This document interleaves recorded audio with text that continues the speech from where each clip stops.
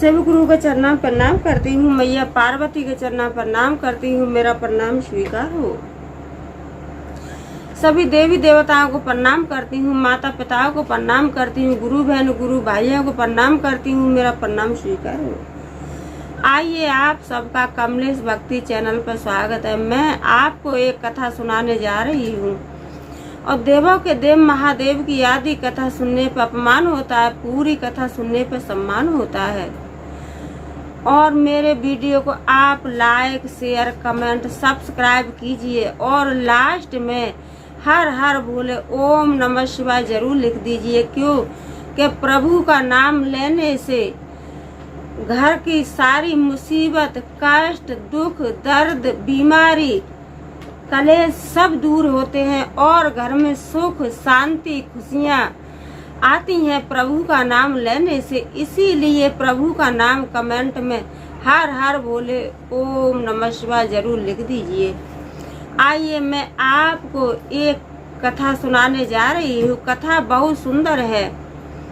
एक बाबू थे, जैसे बाबू बाबू बोलते थे, उनके पास कोई चीज का कमी नहीं था। वो 3-4 कंपनियों के मालिक थे, तो उन्हें सब कोई बाबू बाबू बोलते थे और उनके पास कोई भी चीज का कमी नहीं था।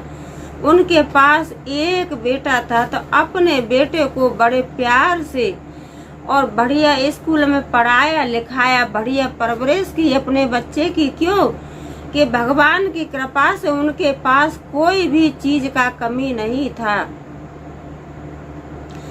समय के अनुसार धीरे धीरे बेटा बड़ा हो गया, तो बेटे की शादी भी कर दी। शादी कर दी तो उसकी माँ कहती थी कि बेटा अब आप थोड़ा सा अपने पिताजी के साथ जाया करो और पिताजी का हाथ बटवाया करो। क्यों कि पिताजी अब आपके पिताजी वृद्धा उम्र में चल रहे हैं, इसीलिए अब कुछ जिम्मेदारियां आप भी समझो और अपनी बिजनेस की तरफ आप भी ध्यान दो।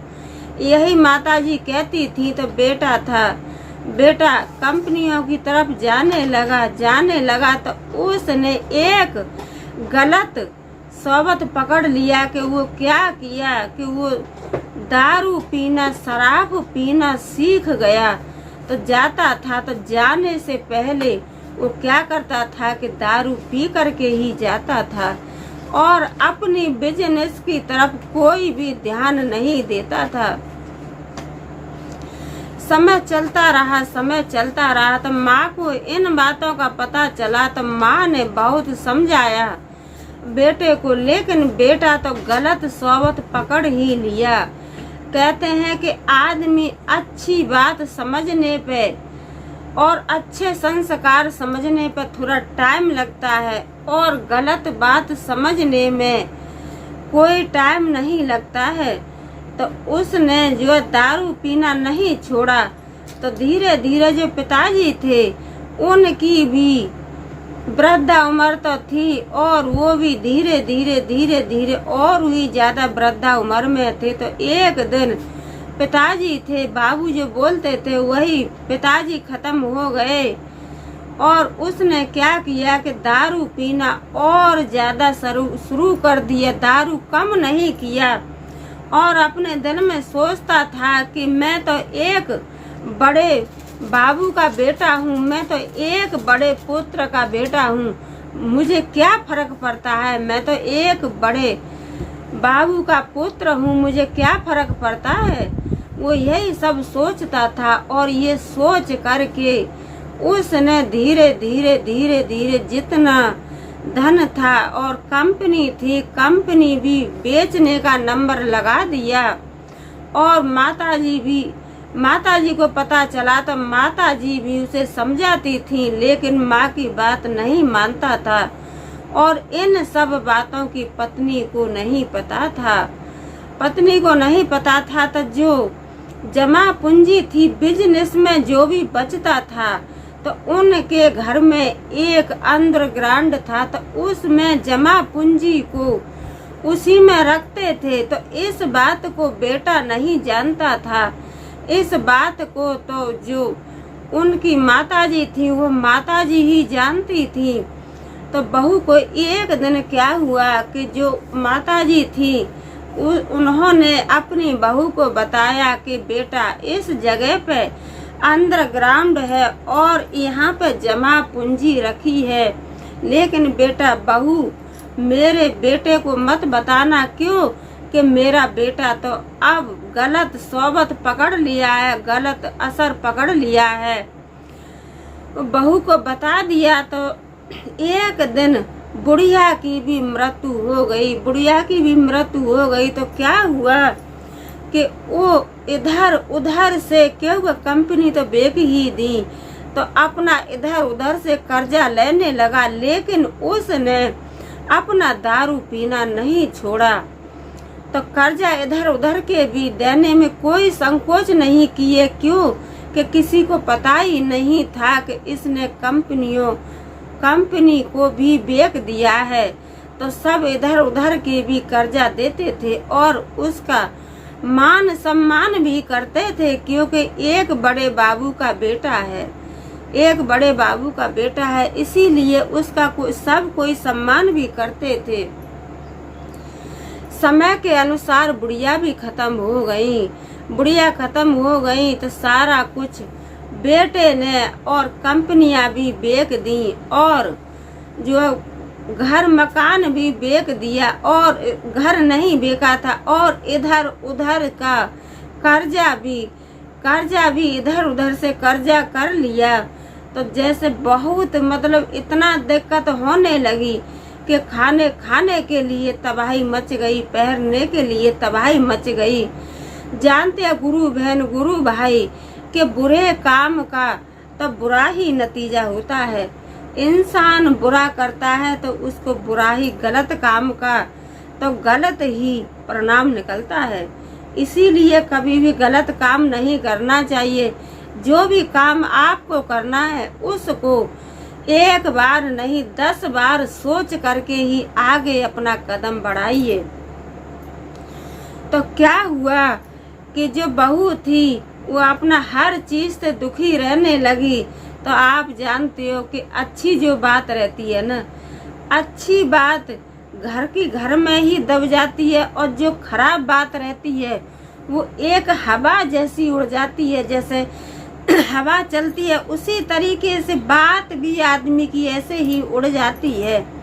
तो ये बात जो लड़की के बहू के पिताजी थे, ये बात वो सुने तो उनको भी बहुत दुख हुआ और कहने लगे कि मैंने तो एक बड़े उद्योगपति के बेटा के साथ अपनी बेटी की शादी की, लेकिन मेरी बेटी आज इतनी मुसीबत में है कि मेरी बेटी के लिए खाने के लिए भी नहीं है और पहनने के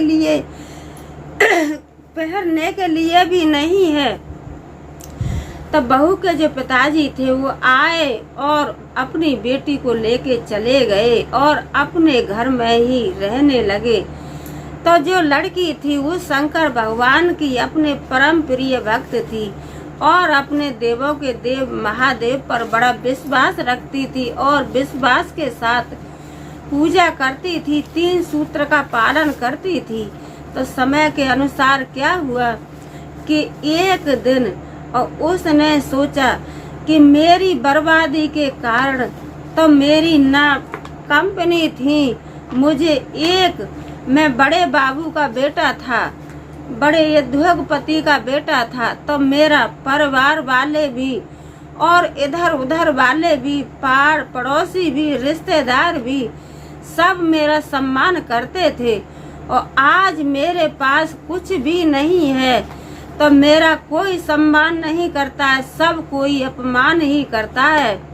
तो आप जानते हो गुरु बहन गुरु भाई, क्योंकि आज के युग में चमत्कार से ही नमस्कार है। जिसके पास पैसा है तो उसके पास हर आदमी नमस्कार करता है और जिसके पास पैसा नहीं है उससे तो आदमी एक मुंह घुमा करके निकल जाता है।